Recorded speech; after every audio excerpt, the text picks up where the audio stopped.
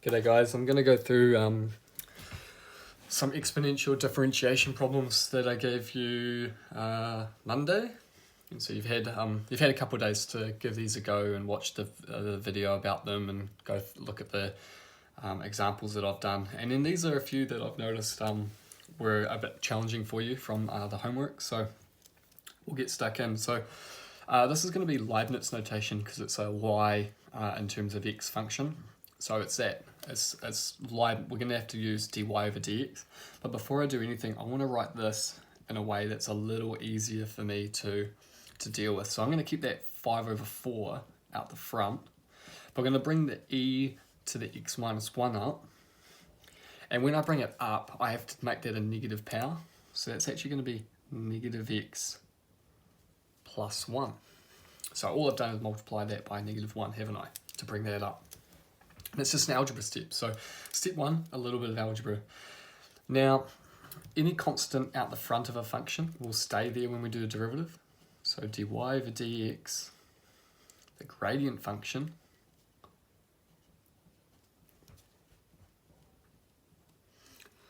well, the gradient function, we keep the constant out the front, 5 over 4.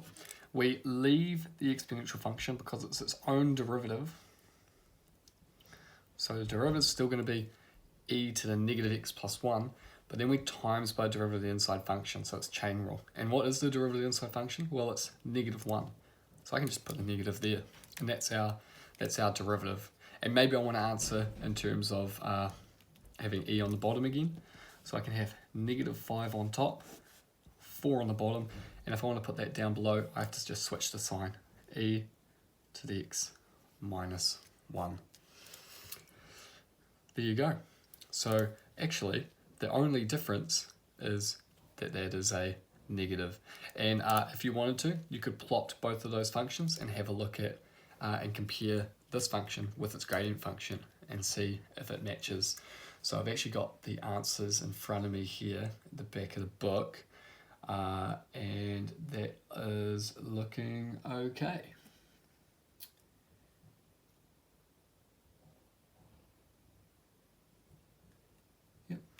All right, so next one, f of x. So this is Newton's notation now. I've got a function of x is e to the 1 over x. So f prime of x is still e to the 1 over x because exponential functions is its own derivative. But it's not just the exponential function, it's the exponential function to the power of another function. So I have to multiply by the derivative of the inside function. So remember that this is just x to negative 1. So its derivative is going to go to negative x to negative 2. And that reduces down to negative 1 over x squared. So this is what we have to multiply this by. So I'm multiplying by negative 1 over x squared. And I'll tidy this all up. It's going to be negative e to the 1 over x squared. Is that correct? I think it is, yes. So we're all good there.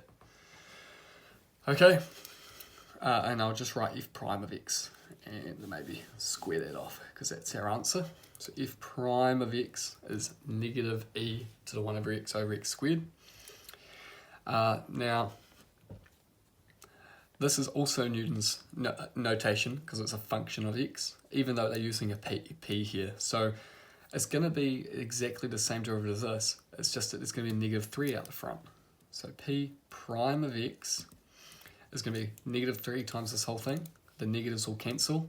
And so we're just going to have 3e to the 1 over x all over x squared. And that's the answer. Simple as that once you've done this one. Because that constant at the front doesn't change anything. So I guess that would be if I'll do a proof of that at some other stage. All right, 2 more. Right, so f prime of x. So I like the exponential function. We keep it e to the ax plus b, but I do have this function on the inside. So I times by derivative of the inside function. And so I could times by a over here, but let's keep it tidy. ae to the ax plus b. And you're done. This one is pretty tricky, so it's going to be Newton's notation because it's a y in terms of x. And before I do anything, I'm just going to use a little bit of my algebraic knowledge and go 1 minus 4e to negative 2x, and this is to the power of a half. Because we've dealt with polynomials before, so it's going to be really easy for us to deal with the half. So here's our inside function, and this is our outside function. So it's going to be, let's go through that whole u process. So u is 1 minus 4e to the minus 2x.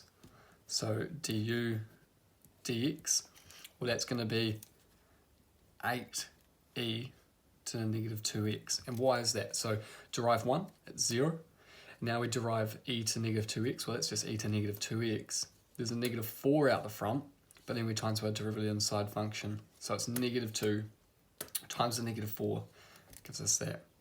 And if this is y is u to the half, then dy du is going to be, what's that going to be? It's going to be a half u to the minus a half, isn't it? Which is 1 over 2 square root u.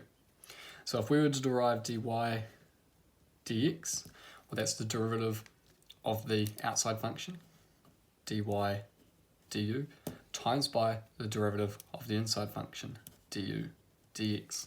So that's just how that Newton's notation works. And I just do all this on the side. So I get my dy du, 1 over, and I don't write it in terms of u, I write it in terms of x, 1 over 2 square root of u, and u was this thing in the inside, 1 minus 4e to the minus 2x, might write that a bit bigger actually, 1 over 2, 1 minus 4e to the minus 2x, it was all square rooted, so that's my u, that's 1 over 2 square root u, times by du dx, 8e to the minus 2x. And so my answer should be 8e to the minus 2x all over 2. And now I'm going to square root all this, but I like to write it down first so I get my square root symbol correct. And that is the derivative of that function. And it's pretty gnarly, eh? So, one last thing I guess I've missed according to the answer, and that is because 8 over 2 can be reduced to 4. So the answer is actually 4e to negative 2x all over 1 minus 4e to negative 2x square rooted. And that's pretty tough. It's a really nice problem though.